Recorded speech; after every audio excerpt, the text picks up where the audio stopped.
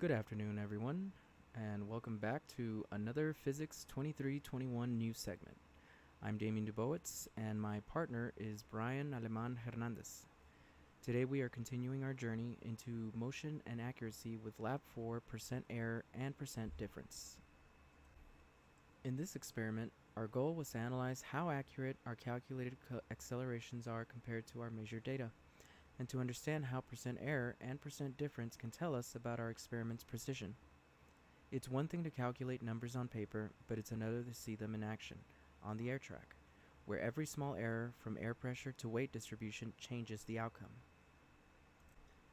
The objective of this lab was simple but powerful: to measure motion and compare theory versus reality.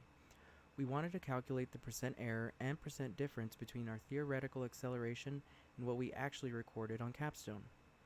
Our experiment used the same air track system from previous labs. This time, though, we changed one variable, the hanging mass, while keeping the rest of the setup constant. By increasing the hanging weight, we increased the net force on the glider, which in turn increased its acceleration. Using the same Capstone sensors, we tracked its motion along the air track and recorded the position time graph. This setup allowed us to test how small changes in force can dramatically affect percent error, and how close our measured acceleration would come to the theoretical prediction. Before recording data, we made sure that the air track was perfectly balanced. The glider had to hover without sliding, meaning the track's angle and airflow were properly aligned. We then adjusted the hanging mass and measured the acceleration for multiple runs. Each trial produced a distinct slope on the velocity versus time graph.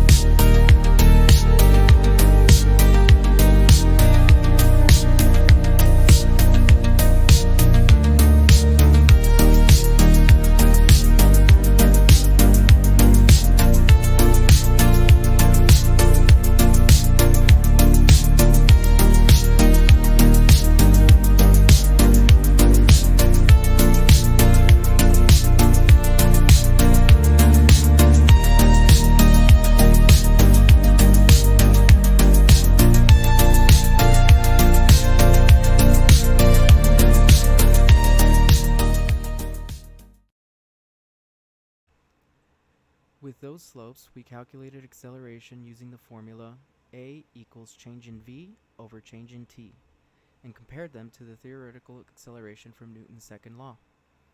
Our Capstone data showed consistency across trials. Each run showed a smoother curve as we refined the setup. The acceleration values were exported and analyzed to determine both percent error and percent difference.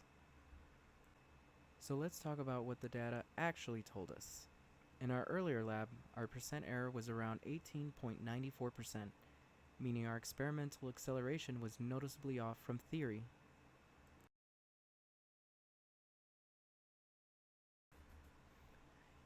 But in Lab 4, after improving our setup, recalibrating the air track, and adjusting the weights, our percent error dropped all the way to 5.12%, which is a major improvement. That change shows how reducing small sources of error, like friction, angle imbalance, or inconsistent timing, makes our experiment more precise.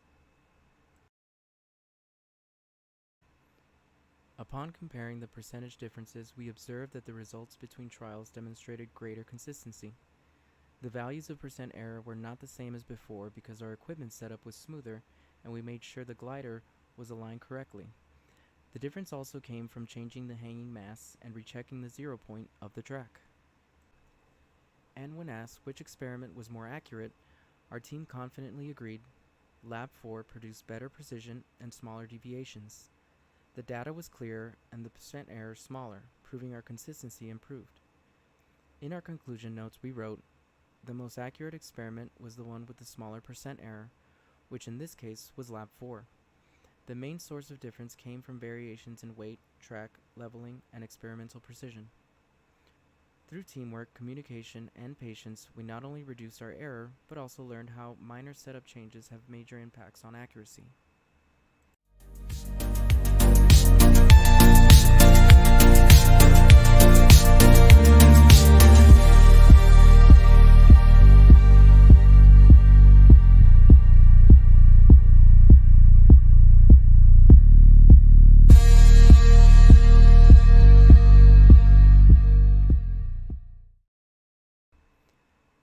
let's break it down in simple terms of understanding percent error and percent difference. Percent error tells us how far off we were from the correct or theoretical value. A smaller percent error means better accuracy. And percent difference compares two experimental results to see how consistent our trials were with each other. In our case, the percent difference showed that our experimental runs produced nearly identical acceleration values, which means our system was stable and our procedure repeatable. This was a big step from earlier labs where small air leaks or timing delays caused noticeable deviations. Seeing this in real time, watching the acceleration graph flatten and align perfectly with the theoretical slope was an awesome moment. It showed that our adjustments worked.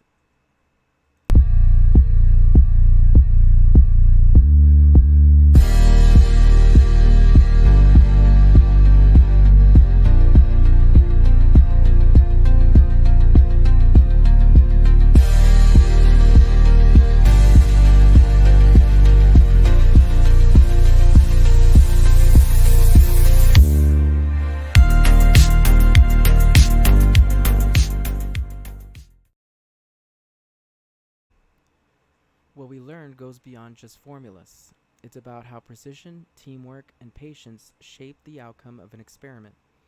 We realized that hands-on work brings theory to life. On paper, percent error and difference look abstract, but in the lab, they tell us a story about accuracy and consistency. When our percent error dropped from nearly 19% to just over 5%, it wasn't just luck. It was the result of learning from mistakes, improving calibration, and refining our technique. In the end, we learned that scientific accuracy isn't just about calculations. It's about control, awareness, and improvement from one experiment to the next.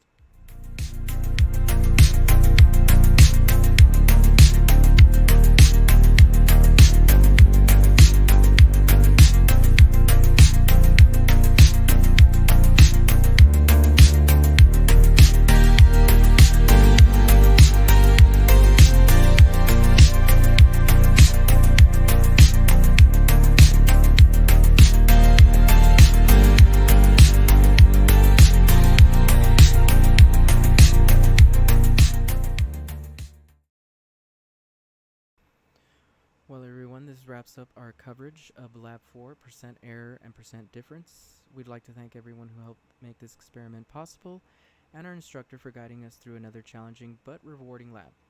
Reporting from Physics 2321, thank you for tuning in to another Physics Lab news segment.